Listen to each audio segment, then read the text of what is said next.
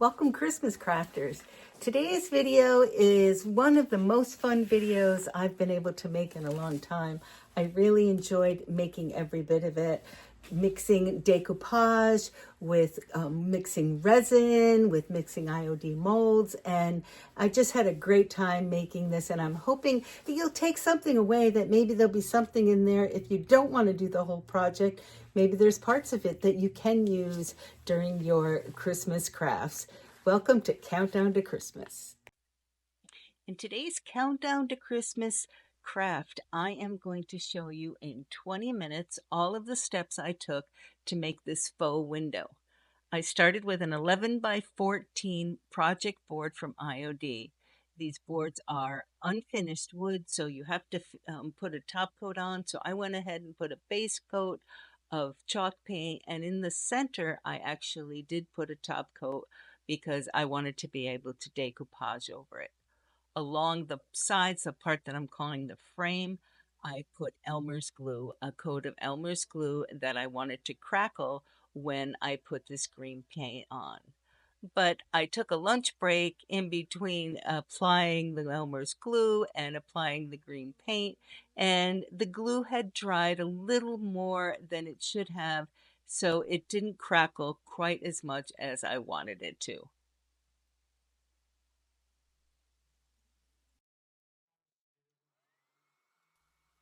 After hitting the paint with a blow dryer, it cracked enough and gave me that vintage feel that I was going for on this picture frame or window. Just enough.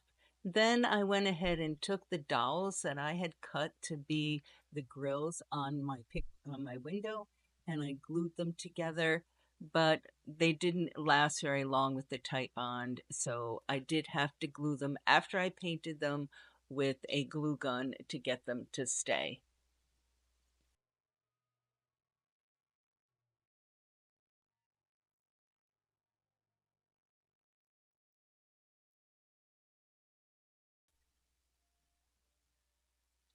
Now it's time to decoupage my Christmas kids in the center of my window. So I went ahead and I am using Wise Owl Paints varnish, and I'm using a matte varnish. I don't want it to be shiny. And I am just placing that piece of decoupage paper, which is called Christmas Kids, right there up in the corner. So rather than centering it, I'm putting it up in the corner. I had figured out exactly where I was going to put the grills for the window, so I knew that I wanted to put that paper up there in the corner. I did not cut this. I did use the paintbrush with water to get a nice rough edge so it laid down perfectly. And then I decoupaged over it. I was going to be painting the rest of the sides and kind of blending it in. So I wanted to make sure that my decoupage paper is sealed before I start painting.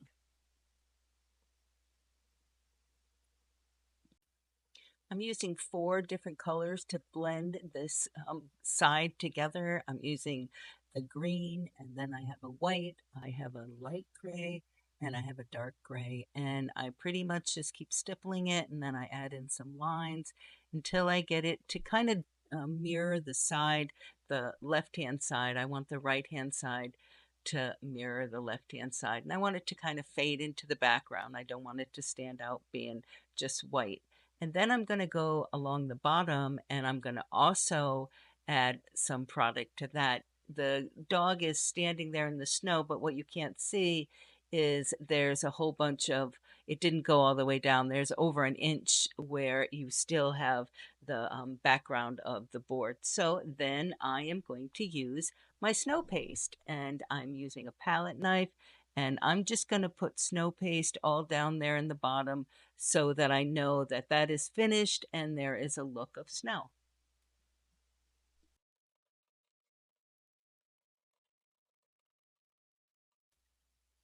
The snow paste is pretty easy to manipulate. It also dries pretty quickly, so you don't really have to worry about it to wait a long time for it to dry.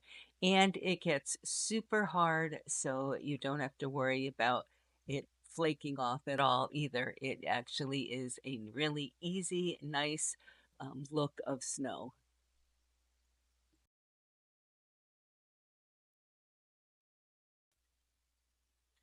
I wash my hands real quickly to get any snow paste that I've gotten on my fingers when I'm trying to manipulate it a little bit. But I'm real careful not to get any of this resin on my fingers. So I am going to be making the snow Santa sleigh and two reindeer. I've already made one of the reindeer, and now I am working on the Santa sleigh. You will notice that I move it around a little bit. My table is not totally flat, and so I am trying to find a flat spot where that resin is going to fill all the little cavities in the corner. And it took me a while, but I got a place where I think it was pretty flat. IOD lists how much resin you need right along the side of the casting. So that's what I mixed up. And it takes about 10 minutes for that mold to set. And you see it starting to set right there. But once the whole thing is white, then it can be removed. I am using umber antiquing gel from Pentart to paint these castings, and I go ahead and paint them as soon as they come out of the molds. It's not a real good coverage the first time. Let that dry, and then I put a second coat on, and the second coat gives me really good coverage. And then I can go back and do any kind of detail that I want right over the antiquing gel. The fun part of painting these pieces is the details, and I'm using a tiny brush. I believe it's a point 0.5 brush. And I'm starting with just a little bit of red, and I do not want to have a lot of bright details. I really want this to be a subtle Santa and his sleigh. So I don't paint everything. I paint some of the details. I'm using gold, I'm using silver for on the horses. I'm using some on the horses, on those reindeer, and I use some paste. I'm using some metallic paint. I paint some of the presents, not all of the presents. I really want it not to be overpowering, and I think I was able to accomplish that. Now, I do paint the beard white. I'm just using acrylic paint for all of the little details, and I mix up a tiny little bit of a flesh color paint so that I can do his hands and his face. And that is about it. There's not a lot of color, and I didn't use a lot of different colors.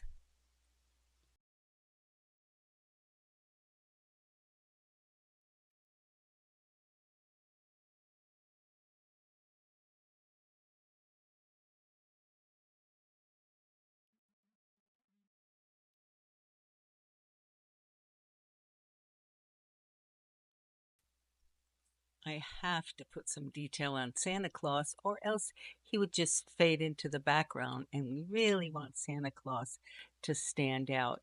Now, this antiquing gel has a top coat in it, so it does not mix with the colors that I'm putting on. It just it's thoroughly dry already, so it works out perfect. And I really like the way it kind of puts like a vintagey background to the whole thing, especially with the silver accents. I like the silver and gold mixed together. As you can see, I keep adding to this, and I don't show all of my painting, but if you look closely at the end, you'll see that I do paint some of the presents, and I just give just a little bit of color so that you can tell exactly what the design is.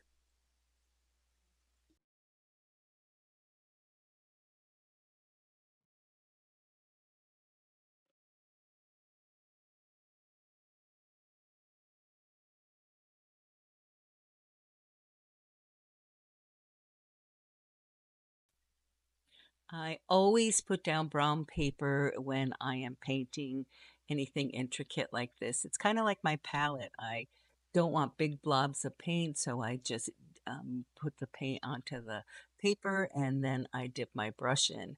For this flesh color, I used a tiny little bit of the ochre glaze and I mixed a little bit of white in with it, and it made a perfect flesh color for his hands and his face. Now it's time to get these guys and put them all together.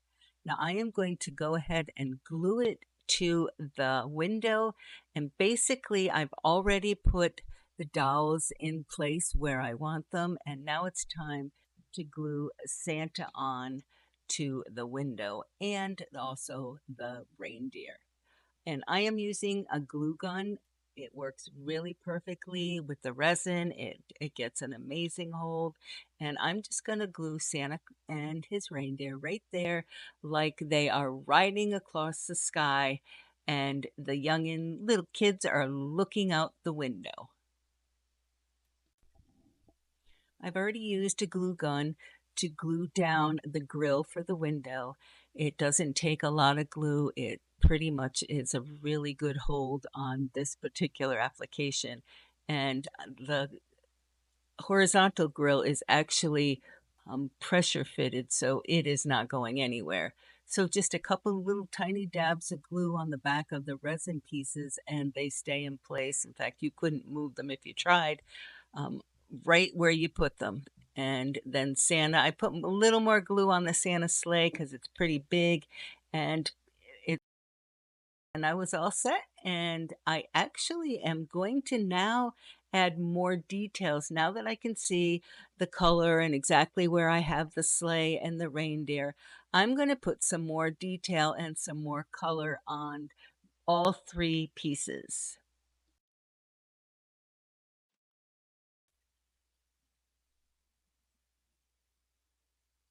Once Santa is glued down, I can start painting. And I don't really think I was able to do a video of all the little details that I painted, but you'll see that Santa gets a little more colorful, the toys get a little more colorful. And what I'm doing now is I am putting a bronze antiquing paste on a lot of the parts. I'm going ahead and pretty much doing most of what looks like fur on the reindeer, and then around the sleigh a little bit where the silver is. And it just really brought out all the details. I actually put a little bit over his coat and his hat, and it really gives it a vintage antique look. And I really like the way the pastes work. They're real easy to work with and they dry. Pretty much in a couple hours, they're all dry. Well, Santa can't direct his reindeer without the reins, so I am using some gold cord, and it's a really thin, very subtle cord. You'll hardly notice it. I tried to do a double layer, but it didn't look right. They looked like they were coming out of nowhere. So I do a single layer of this beautiful gold cord, and I just put a tiny bit of glue on each one of the reindeer, and afterwards, I go ahead and paint it with silver and gold paint so that you don't even notice it. It looks just like part of their harness. Glued it behind the casting on his hands, and then each one of the reindeer got a piece of just a little spot of glue right there on their harness. And I let it dry a little bit so I could manipulate it onto the next reindeer. And then I pulled it into the back and just glued it off.